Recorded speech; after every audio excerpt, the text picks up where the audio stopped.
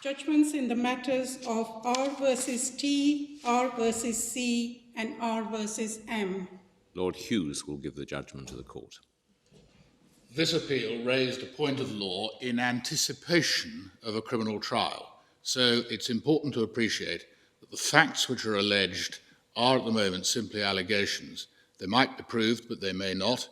We don't yet know whether the people who are accused actually did what they're alleged to have done or not, and that's why they're identified at the moment only by initials. But in advance of the trial, the defendants raised a technical question about the charges. They said that what was alleged would not, even if it was proved, add up to the offence. Of course, if it wouldn't, there shouldn't be a trial, and so the issue has been determined in advance. The offences alleged are about selling clothes which bear designer labels. Those labels are registered trademarks.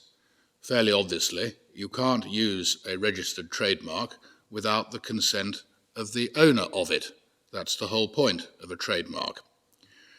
Someone who uses a trademark without the owner's consent is liable to the owner in damages, but quite apart from that, there are criminal offences of using the marks without consent, and that's what these defendants are charged with.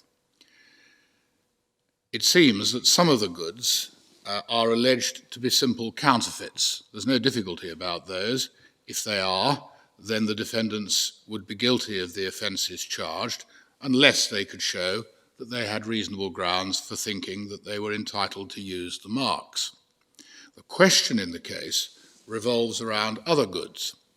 These are ones which, it is said, were originally made with the consent of the trademark owner, typically under a license of some kind, so that the mark was originally stitched onto them or applied in whatever way it was with the consent of the owner. But the owner didn't consent to the goods being put on the open market. There might, it seems, be all sorts of different reasons for that. The manufacturer might deliberately have made more than he was licensed to make and be trying to sell the rest for extra profit. Or the owner might have checked the goods and decided they weren't up to the quality that he wanted to insist on, and so had refused to let them be sold.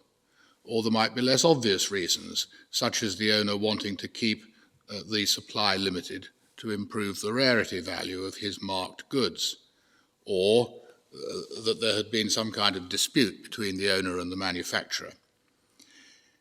It seems that goods in these various and similar categories are sometimes given the description grey market goods.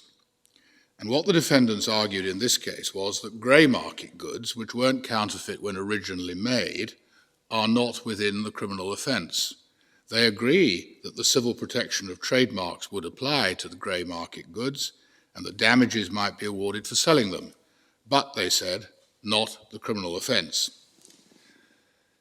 This all depends on the language of the statute which creates the offence.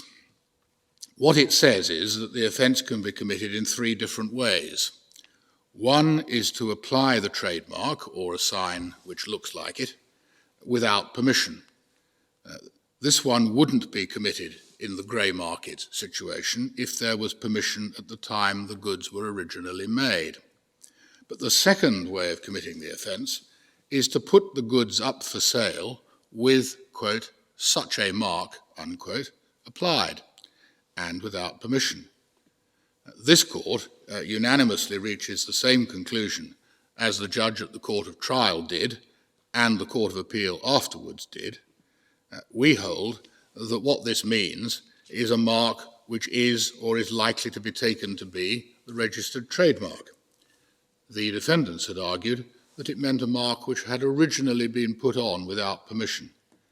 That, we hold, is not the ordinary reading of the Act. So the conclusion is that a person who sold grey market goods, so-called, would commit the offence, unless, of course, he believed on reasonable grounds that his use of the trademark was authorised.